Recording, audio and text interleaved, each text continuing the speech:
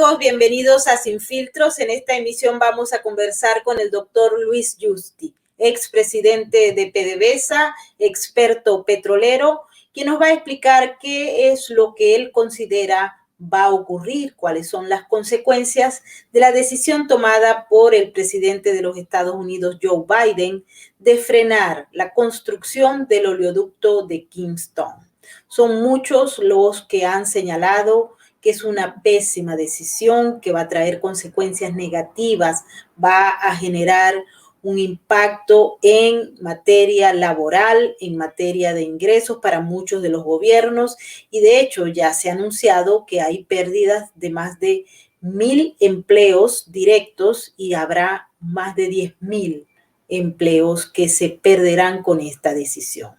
Me acompaña en esta entrevista mi colega y aliado de Libres 2.2, Luis Martín. Bienvenido. Muchas gracias por contar conmigo. Bueno, pues la verdad es que todos nos hemos visto impactados por esas decisiones de Biden, prematuras, que llevan alrededor de sí todo ese halo también de malas decisiones para la economía estadounidense. Y bueno, pues la verdad que muy interesado por ver qué es lo que podemos ver en esta entrevista. Bienvenido. Y antes de irnos con el doctor Luis Justi, quien nos va a responder esta serie de preguntas, le queremos pedir que por favor se activen en el super chat.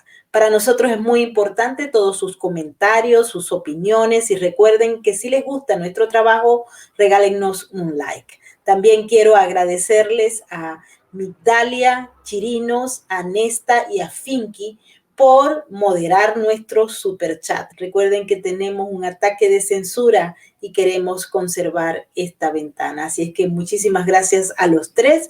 Bueno, y ahora quiero preguntarle qué opinión le merece la decisión del presidente Joe Biden de acabar con la construcción del oleoducto de Keystone. Millones de dólares hasta la fecha por parte de los canadienses. Y ya tú mencionaste lo de los 11,000 puestos de trabajo. Además de eso, había rendimientos que ese oleoducto iba a también a añadir en materia de impuestos y regalías. Hoy en día, al cambiar estas cosas por boca de Biden como primero de los compromisos, pues naturalmente que aquí no solo es que se pierde una entidad económica importante, sino que al mismo tiempo estoy seguro de que habrán de venir muchas demandas, porque sin duda alguna esta inversión no va a pasar por debajo de la mesa, ¿no? De tal manera que vamos a ver qué pasa con eso. Pero el Keystone lo nombramos de primero porque es lo que ha estado caliente en el día de hoy, pero ya estamos viendo además cosas que la estoy leyendo aquí en una nota que salió hoy mismo nada más de World Oil, ¿no? En donde, por ejemplo, entre las cosas que están pasando es que van a tratar de usar molinos de viento para meterlos al mar, como ocurre en algunos países de Europa, ¿no? Cuando en realidad los Estados Unidos tienen petróleo abundante en todas partes de su territorio, ¿no? Y el tratar de hablar de una cosa tan heterodoxa como esto, pues naturalmente, sobre todo para este país, pues esto es una cosa terrible. Lo otro es que se ha impuesto una moratoria de 60 días para que en definitiva se pueda crear la unidad, que están reclutando gente al respecto, la unidad nueva que va a manejar las cosas de la energía, y a las opiniones que dan toda la gente que está entendida y que participa de verdad en el negocio de la energía, dice que esa moratoria prácticamente lo que va a hacer es hacer perder toda la operación que normalmente venía de rescate después de todos los problemas que se han confrontado en lo que pasó el año pasado. Entonces ahora resulta que se van a perder los negocios también de esta fecha en adelante, porque simplemente no va a haber tiempo ni siquiera para la creación de la agencia, y mucho menos para cambiarles la actitud a los que están a cargo de estructurar esta organización. Eso en la parte de energía, de de lo que está pasando hoy con lo que dijo Biden, ¿no?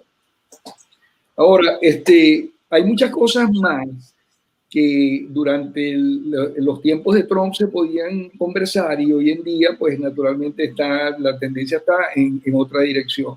Y yo quiero citar algunos numeritos porque el mundo consume energía primaria de 285 millones de barriles de petróleo equivalente por día. Y de ese total, el 34% es petróleo, el 26% es gas natural y el 22% es carbón. Son los combustibles fósiles, ¿no? Los combustibles fósiles dominan eso. Quedan 18% que quedan normalmente para las cosas de los renovables, la biomasa, la hidroelectricidad, la actividad nuclear, pero los fósiles continuarán siendo la fuerza dominante por muchas décadas. No es una cosa o la otra. Puede haber nuevas tendencias, puede haber la cuestión de los carros eléctricos, y podemos hablar mucho de eso también. Pero el Congreso Mundial de Petróleo en una ocasión emitió lo que llamó el trilema energético para de verdad darle sentido a lo que es el consumo de energía. Y básicamente dice que se necesita suficiente, abundante, confiable y sustentable energía para enfrentar la demanda creciente, incluyendo 130 millones de personas sin acceso a electricidad. Esa es la realidad y eso no se arregla con cositas pequeñas. Eso es una cosa muy importante para lo que es el consumo de energía del mundo. Recordarán ustedes el protocolo de Kioto, que se fundó con la idea precisamente de las energías alternas. Con el correr del tiempo, todos los países lo abandonaron, ¿no? Y se echaron para atrás y ahí quedó pues eso muerto desde hace tiempo. Ahora está reapareciendo mucho de esto, ¿no? En todo lo que son las tendencias de estos días. Pero es necesario ilustrar a la gente de las cosas que se deben hacer y que no se deben hacer, y al mismo tiempo lo que se puede hacer para verdaderamente tener una estructura de energía saludable. En otros aspectos, hay también aquí en esta nota ya esto se los mencioné, porque es que el Bureau of Ocean Energy Management es lo que están haciendo los estudios para los molinos de viento en el mar, ¿no? Imagínate tú en lo que andamos en estas cosas, ¿no? Va a haber una prohibición temporal en todo lo que es la emisión de las licencias para que se puedan perforar los pozos. En los Estados Unidos se perforan todos los pozos todos los años alrededor de 80,000 pozos. Vamos a saber pronto qué es lo que va a pasar con esto. Y las licencias, por supuesto, se van a estar restringiendo. Dicho esto, quizás podríamos hablar un poco de lo que te inquiete a ti para lo que puede venir, ¿no? Pero no cabe duda de que las cosas se están volteando hacia una situación que yo creo que es tan irresponsable por parte de este gobierno, ¿no? Porque si hay algo que es importante en los Estados Unidos es la actividad petrolera, es el país con mayores reservas en el mundo y al mismo tiempo con mayor producción y además más sofisticado en materia de petróleo, gas y petroquímica. De tal manera que, ¿qué te puedo contar? Te puedo decir si tienes alguna inquietud o alguna cosa por la que pudiéramos seguir conversando.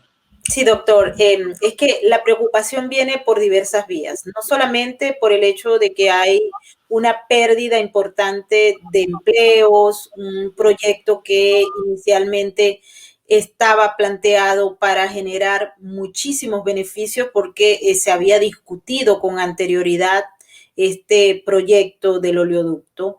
Los canadienses estaban trabajando en función de lograr ese acuerdo que se venía trabajando desde que Donald Trump llegó al poder, Porque hay que recordar que durante la era Obama tampoco tuvo aceptación este proyecto. Y pues se ha planteado también, y de hecho han empezado a salir denuncias por parte de los principales estados donde el petróleo es un aspecto predominante de la economía, como es el caso de Texas, que han dicho no tenemos algún tipo de confianza en el gobierno porque si empiezan con esto, que no queda para lo otro. Entonces se está empezando también a preocupar la gente sobre el famoso fracking, tomando en cuenta que durante la campaña electoral el candidato Joe Biden para la época había estado opinando en contra y de hecho había discutido con el expresidente Donald Trump en función de eso. Todo esto tomando en cuenta que Biden y su campaña pues empujan todo lo que es la parte de energía limpia, del Green Deal y proyectos que están más relacionados con otra área de la economía que, como usted bien dice, hay que desarrollar, pero no abandonar todo. Estos creen que van a abandonar todo y eso va a tener un resultado positivo, pero mucha gente cree que no. Es bueno que menciones lo del fracking, porque detrás del fracking hay demasiada ignorancia acerca de esto. El fracking es la traducción de un fracturamiento. Hay dos etapas en esto del fracking. El primer pozo que se perforó, que se le hizo fracturamiento hace varios años, fue hace como unos 3 años que se fracturó la formación en el primer pozo. De ahí en adelante, más de 1 millón aquí en los Estados Unidos, más de 1 millón de pozos han sido fracturados. Ahora, para entender lo que es fracturado, es lo siguiente: todos los estratos que se fueron depositando a lo largo de los años y de los siglos, que se fueron conformando en lo que es la estructura del suelo, ya sea marino o sea terrestre, eso se va compactando y se va poniendo duro. Lo que es las arcillas, que son más bien blandas, se van comprimiendo. Y esas arcillas que se van comprimiendo van creando un espacio en donde se genera un material que se llama querógeno. Ese querógeno es una mezcla de líquidos y de diferente naturaleza, y ahí es donde se forma el petróleo. Ahora, imagínate tú, estoy hablando los millones de años que llevó que eso apareciera en la realidad de nuestros tiempos. Eso se fractura, la roca madre, cuando está encerrada, y ahí adentro el querógeno tiene tanto petróleo como gas, y hay como unas ventanas de temperatura y presión que permiten que salga el petróleo, pero generalmente el gas es más difícil de que salga. Pero esto es lo que genera un gran rendimiento de la producción de los pozos cuando son pozos que están perforados en lugares donde estos estratos son muy fuertes, pues y por eso viene la fractura.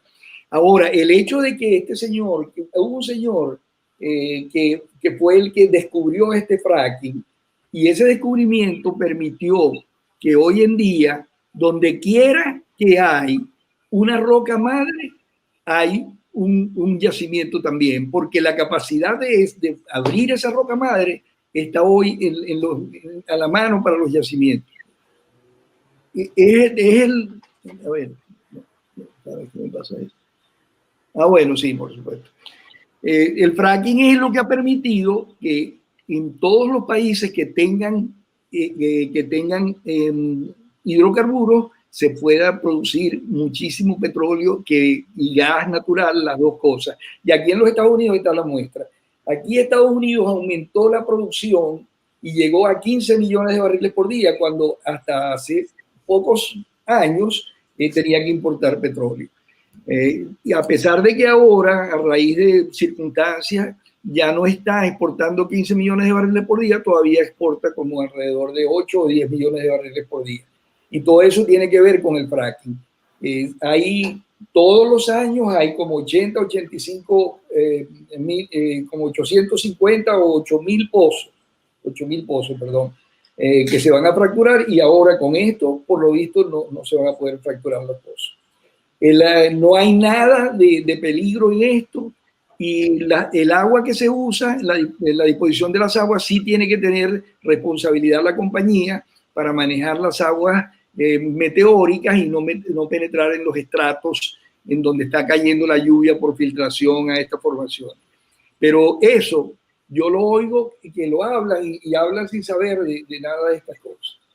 De tal manera que esto también es un golpe muy importante, lo del fracking.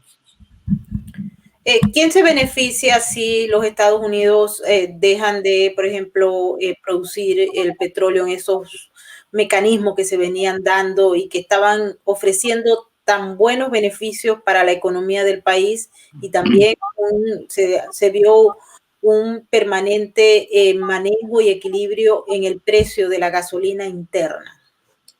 Bueno, déjame primero la primera parte de tu comentario. ¿Quién se beneficia? Bueno, se pueden beneficiar muchos. Por ejemplo, si aquí prácticamente se desplaza el fracking y no va a haber más, pero en Argentina sí lo va a haber. En Argentina hay unos campos de fracking en un play que se llama Vaca Muerta. En Vaca Muerta, en Argentina, hay muchísimo petróleo que está siendo fracturado y está creciendo la producción en Argentina. Y no solo es en Argentina, hay algunos otros países, se está probando el fracking también en Colombia, se está probando, ¿no? Cualquiera se puede beneficiar. Venezuela pudiera beneficiarse de fracking, pero muchísimo. En el lago de Maracaibo, ¿no? Ahí una de las rocas, la roca madre, que es una de las más importantes del mundo, está en el lago de Maracaibo, que se llama la Formación La Luna, que todavía tiene millones y millones de barriles que se pueden sustraer del fondo. Hay muchos países, en Europa misma, ¿no? En el Mar del Norte ahí se pueden beneficiar. Aquí, pues como este señor parece que va a prohibir el fracking, entonces, bueno, todo eso se va a perder. Lo otro que me mencionaste fue que... No, hay una propuesta, de hecho, para incrementar el tax o el impuesto que se paga a la gasolina. El impuesto a la gasolina, sí. El impuesto a la gasolina va a incrementarse, pero también con todos estos movimientos, muchos de los parlamentarios que están tocando el tema han señalado que tienen miedo no solamente a que se dispare el precio del combustible internamente, sino también que los Estados Unidos pierda espacio en el mercado internacional. Claro, recuerda que cada vez que oíamos las intervenciones de Trump, no sé si tú recuerdas, él siempre decía, ¿qué tal le parece la gasolina de $2? ¿Te acuerdas de eso? Sí. Cada vez que intervenía, siempre hacía manera de chiste, ¿qué te parece? ¿Te gusta la gasolina de $2? Bueno, la gasolina de $2 se va a acabar, ¿no? Porque si va a haber este tipo de restricciones, una de las preguntas que yo me hago es, ¿qué va a pasar con la refinería? Porque acuérdate que la gasolina es un derivado del petróleo, pero tiene que pasar por una refinería, ¿no? El petróleo entra a las torres de destilación atmosférica, después entra a otra etapa que es las torres de vacío, y después de ahí viene la parte del fracturamiento de las moléculas, ¿no? Que es lo que genera la gasolina y el diésel. Eso tiene que estar la refinería activa. Si se van a meter con la refinería, ¿no? A cuenta de que tienen que si humo por aquí o viento por allá o qué sé yo, pues naturalmente que las refinerías van a sufrir, la gasolina va a estar escasa, y yo no sé qué irá a pasar, hasta qué punto puede llegar esto, pero sin duda que la gasolina, que es el combustible más importante de todos, y lo sabemos, pues todo pues, como individuos lo tenemos. Y si empieza a fallar la gasolina aquí, sí es verdad que esto sería un desastre. Tendremos que copiar a Greta e irnos a Europa en barco, en velero. Luis, ¿tienes una pregunta para el doctor? Sí, la verdad es que, bueno, aprovechando además que está aquí, sí que me gustaría ahondar porque estoy muy preocupado con la situación que ahora mismo tiene Estados Unidos con esto, dándole un mazazo terrible a su Producto Interior Bruto al intentar cargarse y hacer menos competitiva una de sus principales industrias. Yo estoy convencido de que la mayoría de la gente no sabe que va a estar pagando estos dislates. Es decir, yo estoy convencido de que no saben que va a repercutir en sus bolsillos. Ahondando en esto de la gasolina de $2, que me parece una apreciación muy aterrizada de todo lo que está sucediendo. A mí me gustaría preguntar, porque todos cuando comenzó Estados Unidos a explotar el tema del fracking, vimos que no solo tenía una industria, sino que aumentaba en competitividad y era capaz de tirar los precios de este producto al aumentar la productividad de un producto que cada vez estaba más bajo, cada vez costaba más acceder a él y de repente encontró una solución increíble. A mí me gustaría saber ahora mismo qué países tienen esa capacidad, porque creo que no solo está perdiendo en competitividad, sino que además está renunciando a un marco de mercado que seguramente vayan a aprovechar otra gente. Es decir, yo sé que por ejemplo, Venezuela pudiera llegar a hacer fracking, pero ¿está en la capacidad tecnológica para hacerlo? ¿Qué países realmente pudieran aprovechar esto? Sí. Sí, es muy buena la pregunta porque en realidad la gran diferencia que hay entre los Estados Unidos y países como Venezuela, por mucho petróleo que tenga Venezuela, es toda la parte de servicios, ¿no? Porque la parte de servicios es la que permite que las operaciones de perforación, las operaciones de fracturamiento se hagan con eficiencia, se hagan con conocimiento y que sean productivas de verdad. Porque en efecto, las compañías petroleras son las que pueden dar la respuesta a esto. Y en efecto, si por ejemplo tú mandas a alguien a Argentina, en Argentina han sufrido mucho porque han tenido que pasar por todo el proceso de aprendizaje y finalmente de pruebas y han ido aumentando la producción en todo lo que es el Vaca Muerta.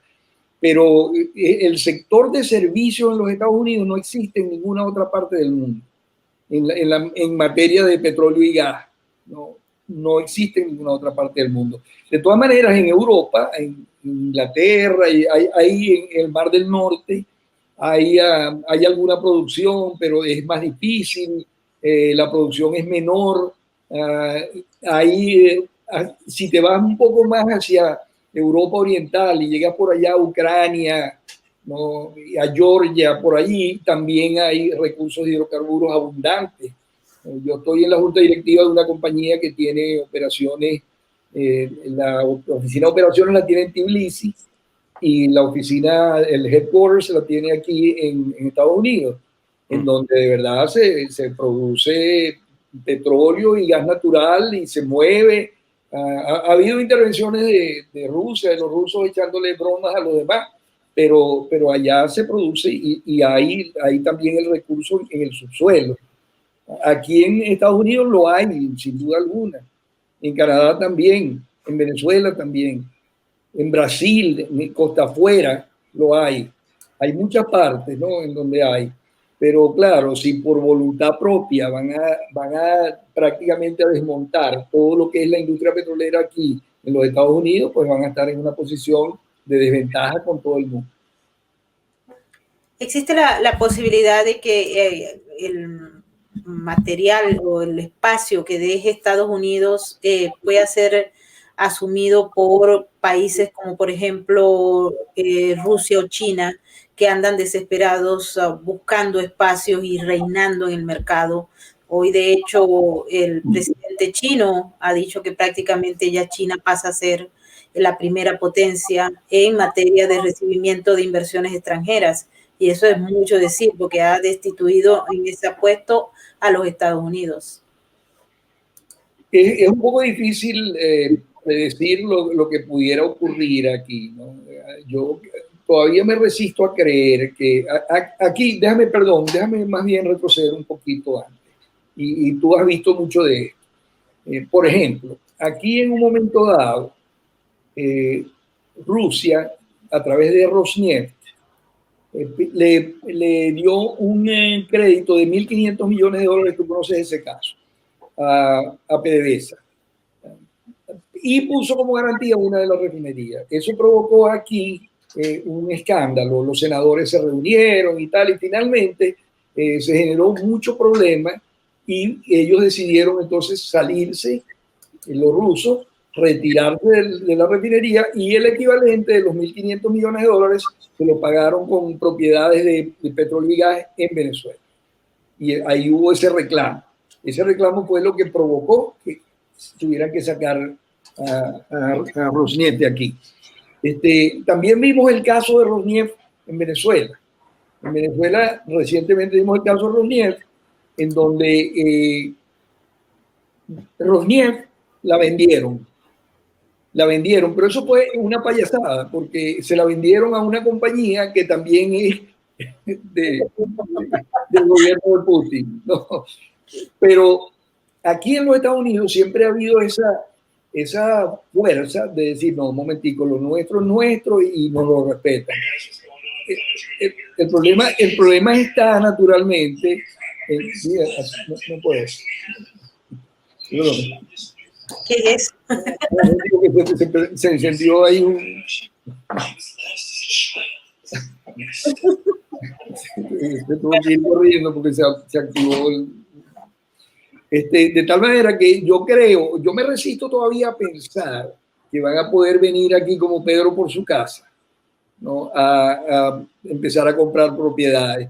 Los sauditas, con quienes yo he lidiado mucho durante muchos años, tienen unas refinerías acá. Tienen 2 refinerías grandes y otra refinería un poco más pequeña, y ellos envían su crudo con frecuencia para que se refine en esas instalaciones, porque allá no tienen tanta capacidad de refinación, aunque están construyendo en estos tiempos.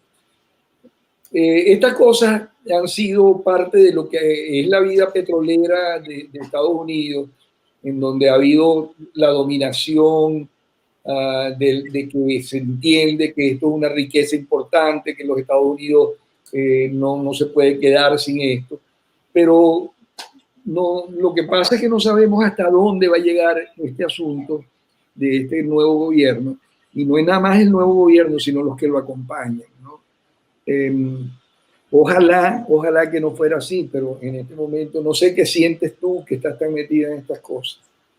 Bueno, yo no estoy muy optimista que se diga, doctor. Quería hacerle referencia también a Citgo, que está en un proceso en el que prácticamente, si no la quita los deudores de Crystalex, lo quita los otros deudores de los bonos. Es decir, Citgo está a juicio de muchos perdida. Sí, una orden ejecutiva que firmó el expresidente Donald Trump y que le da un apoyo, y no sabemos si este gobierno va a seguir manteniéndola protegida, pero hay ya prácticamente una orden para la venta por parte del juez de Delaware para que se cobre la deuda pendiente con Crystalex. Perder Citgo es una pérdida tal vez más importante, doctor, para Venezuela en estos momentos. A mí me parece, no solo es muy importante, ¿no?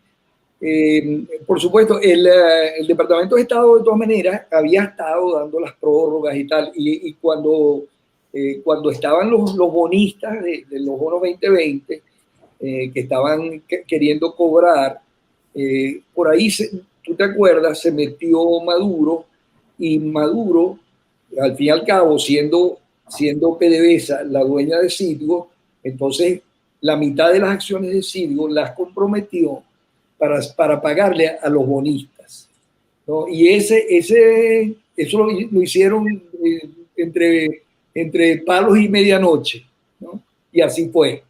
Y entonces quedó Citgo con esta contaminación de tener nada más la mitad de las acciones. Ahora, pasó una cosa positiva, este proceso también tú lo conoces muy bien, ¿no? Porque así como lo hizo una vez, si no se tomaban medidas, pues lo podía hacer otra vez y podía entregar así de todas maneras. ¿Quién impide que siga disponiendo de eso? Pero estos mecanismos de protección y las extensiones de las licencias y las prórrogas por 3 meses han ido ayudando en la cuestión de Citgo. Pero tú tienes razón, hay mucho riesgo de que lo de Cristalex, porque inclusive eso fue a la corte, pero no a la Corte Suprema, pero a uno de los estratos de acceso, pues, en donde hubo un dictamen de uno de los magistrados en donde prácticamente decía que Silgo estaba perdida, pues que esto iba a ser de Cristalex. Yo no sé qué información tienes tú, pero hasta ahora no he visto un movimiento concreto, pero el riesgo está allí. No, hace prácticamente una semana el juez ratificó la decisión a favor de Cristalex y ordenó la venta de las acciones de Citgo, pero al estar protegida por una orden ejecutiva, no se puede ejecutar la venta a través de los Marshall, USA Marshall, que ya tienen, pareciera todo listo para hacerlo, puesto que esto está desde el año 2018 andando hasta la fecha. No sabemos si vaya a haber una nueva orden ejecutiva. Lo que sí está claro es que el juez ordenó ya la venta de las acciones para pagar el monto que se le debe a Cristalex y no hay forma ni manera de saldar la deuda de Cristalex que no sea vendiendo las acciones del Citgo. Pero cuando este juez ordena esto, entonces vienen los bonistas, viene Conoco, que también tiene deudas, y toda una lista de acreedores que ven en Citgo la única posibilidad en estos momentos de cobrar sus deudas. Bueno, no sabía que había llegado a su punto final, pero el riesgo estaba ahí desde hacía tiempo. Lamentable. Y además, no había, con la salida de Trump, por supuesto, imagínate, ahora sí es verdad que el cuento se acabó. Porque vamos a ver qué otras cosas. PDVSA, por cierto, tiene otras refinerías acá. Y si van a seguir con el mismo ritmo, probablemente esas también se vayan a perder. Así es. Luis, ¿tienes alguna pregunta para el doctor?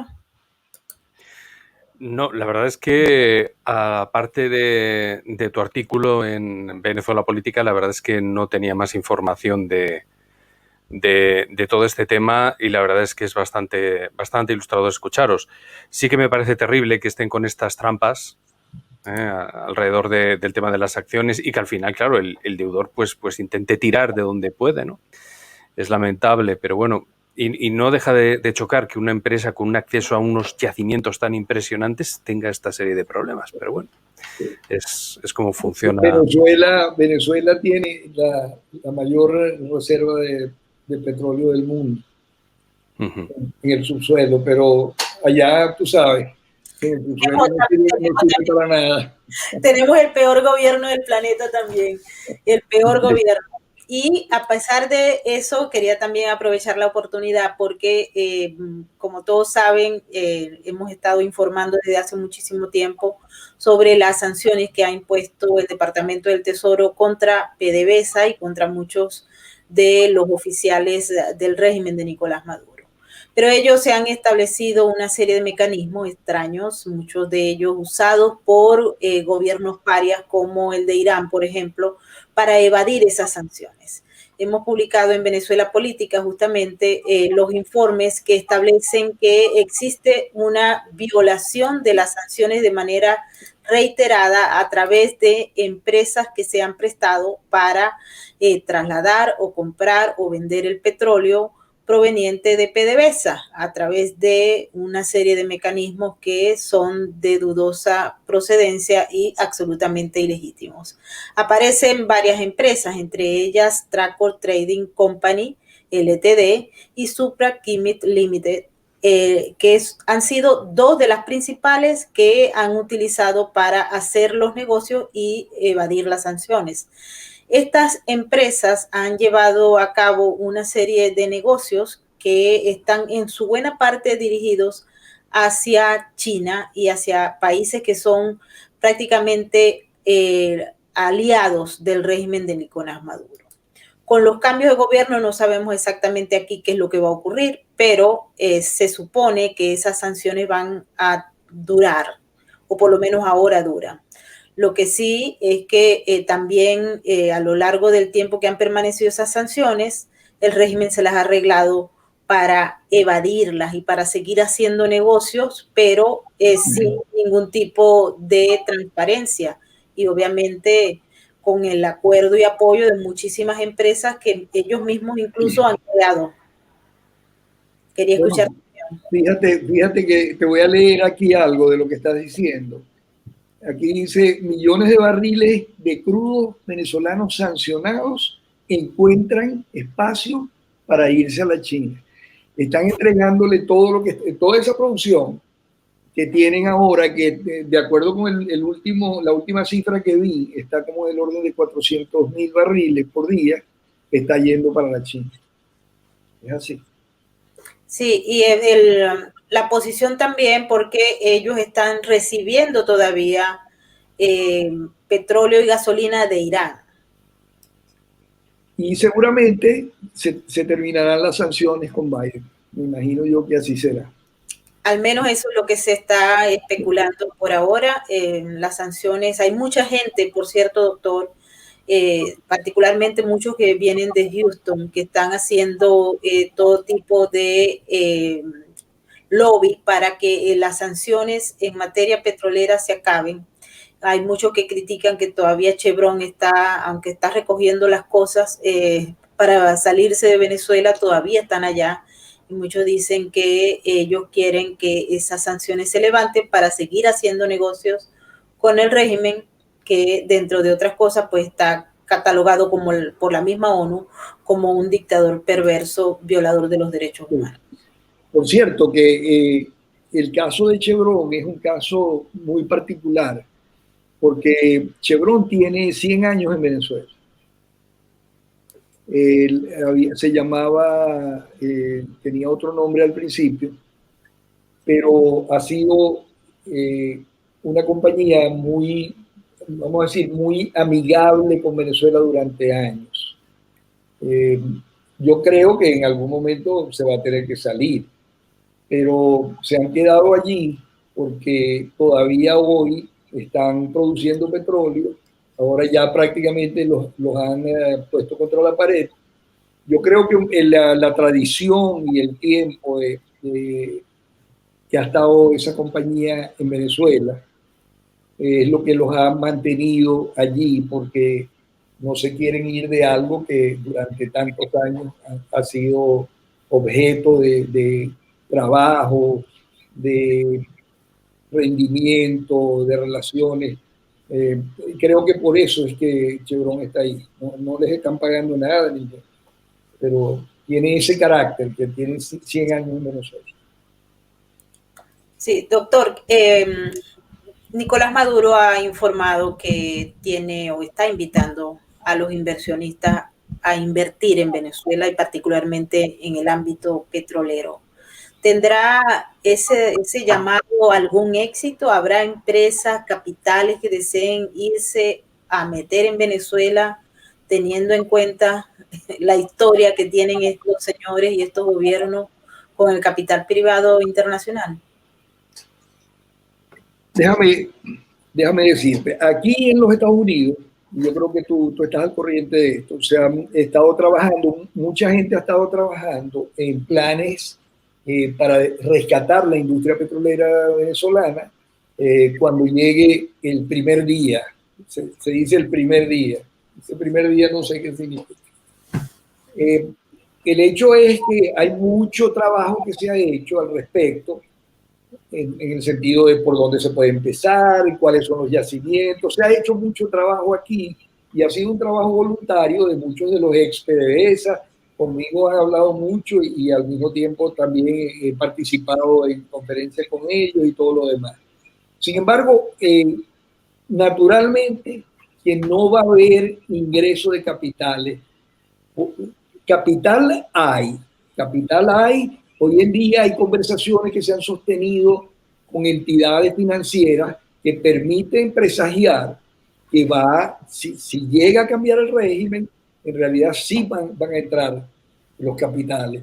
Y pueden entrar muchos capitales y hay gente con la que me he reunido que tienen la disposición, pero eso sí, no pueden con todo lo que yo me he reunido, dicen que mientras esté Maduro no van para allá. Ahora, uno no puede asegurar que todo el mundo tiene esa posición, tiene esa honestidad y todo lo demás. O sea, que pudiera ser que cuando abran las puertas, bueno, hayan compañías pequeñas, haya gente que esté dispuesta a ir y que les entreguen concesiones allá y todo lo demás.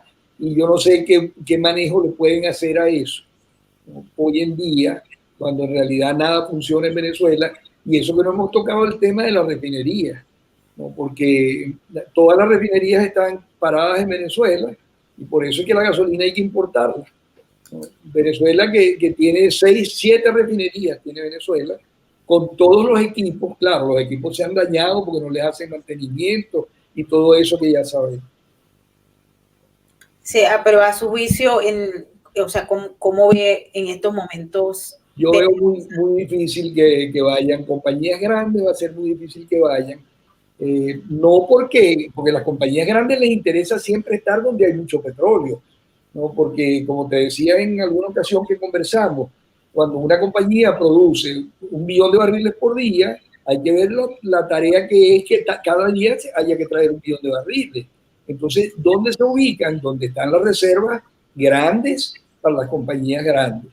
Pero lo que pasa es que si esto sigue como está, ni siquiera eso se va a poder aprovechar.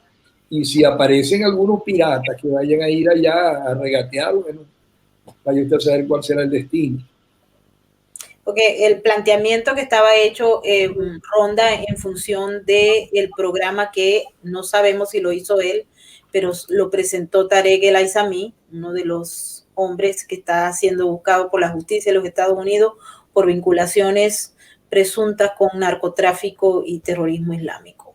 Pero él ha presentado un plan para se habló sobre la privatización de PDVSA o para el renacimiento de PDVSA, entre los cuales había la posibilidad de vender activos, de quitar lo que ya no le servía para hacer de PDVSA una empresa productiva. Nosotros hicimos publicación, lo pueden ver en Venezuela Política, todo este plan de Tarek El Aissami y el equipo. Nos han dicho que esto no lo hicieron ellos, aparentemente fueron personas que vinieron de otros países, entre los cuales estaban rusos e iraníes. Pero ¿cómo se puede pensar en la transformación de PDVSA tomando en cuenta que está en estos momentos, como usted dice, quebrado todo y los equipos inservibles? Solamente aparecen piratas a buscar petróleo barato para irlo a negociar y entregarle para ello sobornos al mismo gobierno, a los funcionarios que estén allí. Sí, como te hablaba de las refinerías, en realidad las refinerías no funcionan, ninguna. Y por eso es que se importa la gasolina. Si Venezuela abre las puertas renovadas y no como están, estoy seguro que va a ir mucha gente a Venezuela, porque las reservas están allí y hay posibilidades de trabajar en los campos, de mandar a arreglar la refinería, de traer inversiones al país, no me cabe duda. Pero en mi opinión, con este gobierno, las compañías serias y las compañías que saben trabajar esto, no creo que se vayan a acercar, porque es como una apuesta al vacío. No creo que haya esa disposición. Pudiera ser que agarren compañías pequeñas de servicios que las puedan convertir por aquí, por allá, porque no sabemos con cuánto dinero alguien se contenta, pues. Alguien que haga, qué sé yo, se roba un dinero allá y eso ya yo me lo robé y listo, no me interesa más nada. Ese tipo de actitud que el otro día leí algo de un señor que supuestamente es chavista acendrado, que decía, yo no voy para el exterior, ¿y para qué? Si yo vivo en Caracas bien, tengo mi casa, tengo mi familia, y al mismo tiempo cuando tengo ganas de viajar me voy para Margarita, porque allá yo tengo una casa para ir al mar y lo demás y tal, y después vuelvo a Caracas. Yo no voy para ninguna parte. Sí, están encerrados en las jaulas de oro. Sí, exacto. Doctor, ¿cómo ve el mercado petrolero en este año que muchos están hablando que hay una caída del precio del dólar, que va a haber una recesión económica importante? ¿Se mantendrá el petróleo tal cual como viene o habrá cambios? No, el petróleo ha ido, porque lo que pasó ahí, pues los antecedentes rapidito para no cansarlo. Lo que pasó fue que en diciembre, no este diciembre, sino en el otro diciembre, en diciembre la producción petrolera alcanzó en el mundo 100 millones de barriles por día. Y entró entonces el mes de enero y llegó la pandemia. Cuando llegó la pandemia, caos, todo se complicó, pero había habido una cosa muy importante en materia petrolera, que había habido un conflicto entre el príncipe saudita y los rusos, que tenían más o menos 3 o 4 años, me acuerdo que son 3 o 4 años, que jugaban complementariamente en las reuniones de la OPEP, se ponían de acuerdo y eran los que determinaban todo.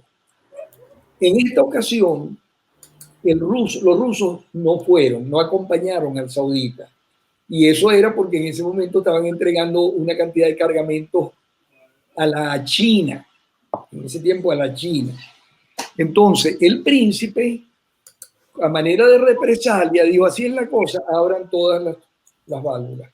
Y echó el petróleo en grande al mercado, que se sumó al que ya había entregado este señor, Putin andaba ya entregando crudo en la zona de Europa Oriental. Entonces, ¿qué pasa? Se van los precios al suelo prácticamente. Recordarás que en un momento dado se hablaba de que el petróleo era cero. El precio del petróleo era cero. Claro que el valor intrínseco del petróleo nunca puede ser cero. Era cero porque no tenían dónde, empezó la lucha por buscar dónde se podían levantar inventarios. Necesitaban tanques, necesitaban cualquier lugar donde poder el petróleo, porque esos 100 millones de barriles por día, cuando decidieron que había que sacarlo del mercado, eso no es como pasar un switch. No, hay que ver dónde se va a colocar esa cantidad de petróleo. Y entonces por eso que el petróleo se fue abajo, ¿no? Y pasó lo que pasó, pero era de esperarse. Yo siempre, por lo menos de todo corazón, no quiero alardear aquí, pero yo siempre supe que en el momento que cambiaran las cosas, el petróleo iba a subir. El petróleo hoy en día ha estado entre 55 y 60 ahorita, pero claro, ahora con lo que está pasando ahora, con Biden, no tiene nada de raro que el petróleo pueda caer. Hasta ahora, lo último que vi todavía está en el orden de 50 o un poco más.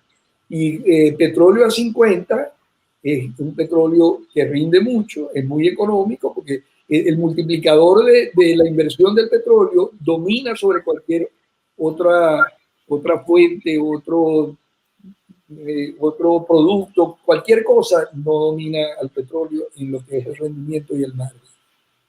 ¿Está optimista o pesimista en relación a los días a venir, doctor? Bueno, aquí, viendo las cosas, yo en general no soy pesimista, pero no veo las cosas, no huelen bien, vamos a decirlo así. No creo con lo que he estado viendo de este señor en apenas 4 o 5 días que lleva ahí, no sé qué es lo que nos va a venir aquí, o quizás sí lo sé, pero me temo que si no quiere aceptar la realidad. Luis, ¿tú tienes alguna pregunta para el doctor? Bueno, yo creo que con esta pequeña broma incluso puede estar medio respondida, pero hemos estado viendo que ahora mismo PDVSA está bajo mínimos y ha expuesto brillantemente qué es lo que sucede con ella y que habría una posible entrada a la inversión en caso de un marco diferente político, entiendo.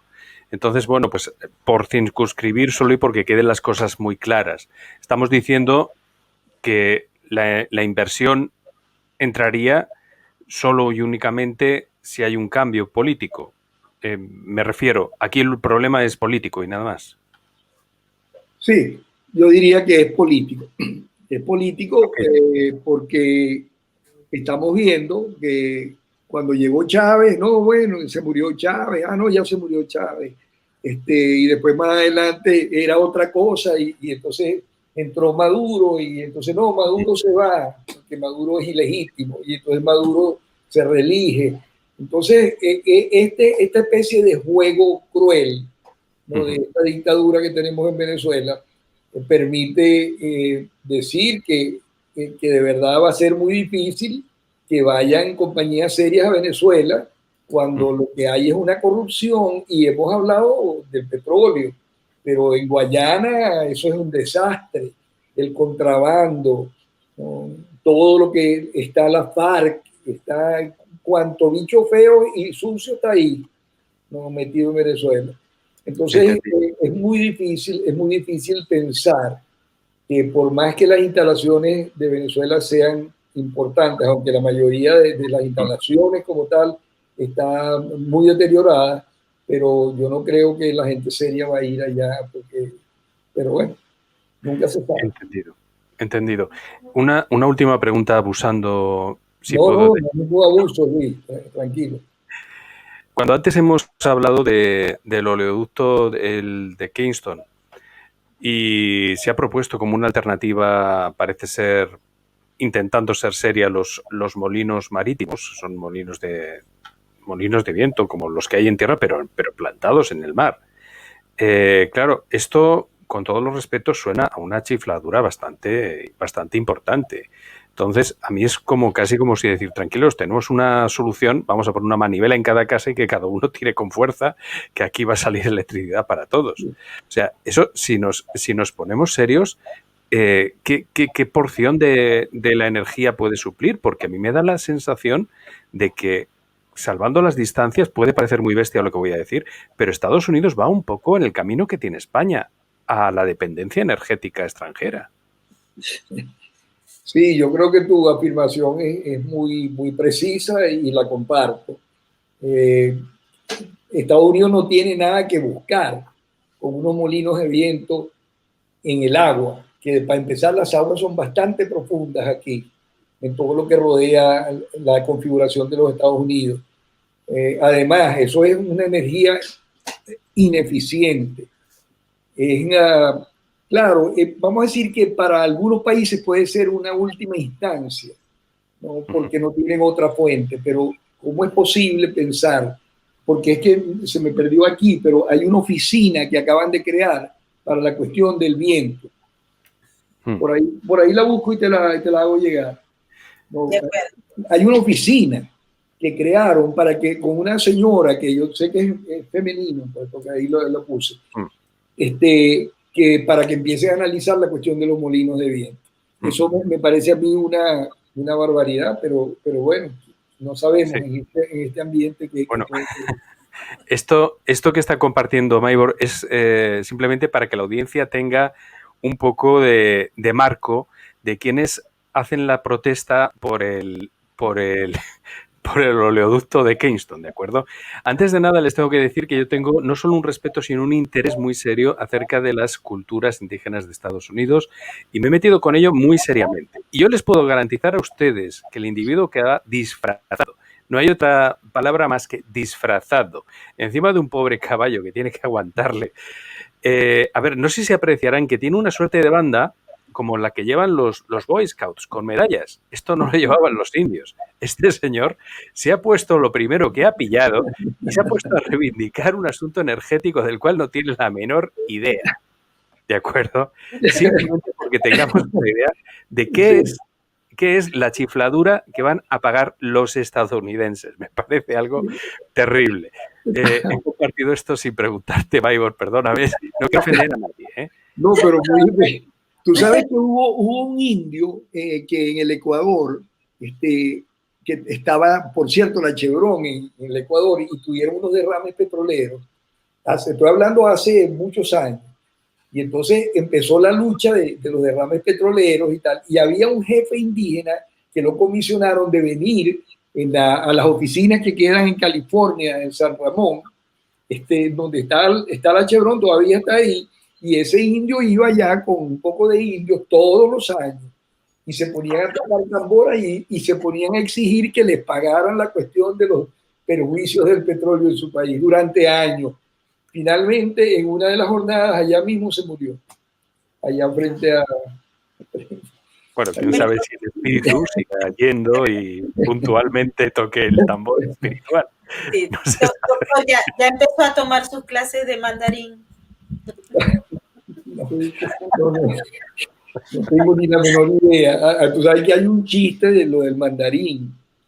Cuando empezó la cosa con la China y empezaron a comprar productos de la China y compraron unos taladros que los taladros cuando los abrieron no los entendían, era una complicación. Y entonces uno de los tipos, eran los ejecutivos de PDVSA, de la de Chávez, dijo, bueno, pero yo conozco un lugar donde podemos ir a resolver esto. Y se fueron para un restaurante chino que quedaba cerca de ahí para buscar quién les tradujera la cosa. Y resulta que ellos no hablaban mandarín ni nada, sino el chino original. Entonces, que los taladros no sirvieron para nada. Dios. Bueno, doctor, queremos agradecerle de verdad su presencia en Sin Filtro. Siempre es muy grato tenerlo y ilustra de lo que está pasando en el mundo petrolero. Tú sabes que a ti te llevamos en mente y corazón siempre. Y yo a ustedes también. Muchísimas gracias. Luis, encantado de verdad de conocerte. Ya yo te conocía y tú no a mí, porque yo te había visto en las entrevistas con Mayo. Ok, un gusto, de verdad. Bueno, y con todos ustedes. Está Denise aquí. Denise, gracias. Denise es la asistente, así que muchísimas gracias, Denise. Okay. Bueno, gracias. Ustedes saben que todos los que nos están viendo también vamos a conversar ahora sobre el Foro Económico de Davos, porque Luis ha escogido un maravilloso discurso que ha dado su presidente, Pedro Sánchez, donde pues se está planteando un nuevo contrato social, el nuevo contrato social que no era aquel del que hablaba Jean-Jacques Rousseau, el republicanismo. No, esto es otra cosa. Así es que vamos a conversar sobre ese tema y otro, porque también el presidente chino habló en el foro y lo que dijo pues ha espantado a los que aún creían que Estados Unidos seguía siendo la primera potencia. Pero vamos a pedir muchísimas... No te olvides de lo que te dije de Belt and Road. Que yo no, lo vamos a invitar para que vamos a conversar de eso la próxima oportunidad, doctor. Bueno, muchísimas gracias. Un gran placer haberte saludado de nuevo y Luis, encantado de saludarte. Nos vemos.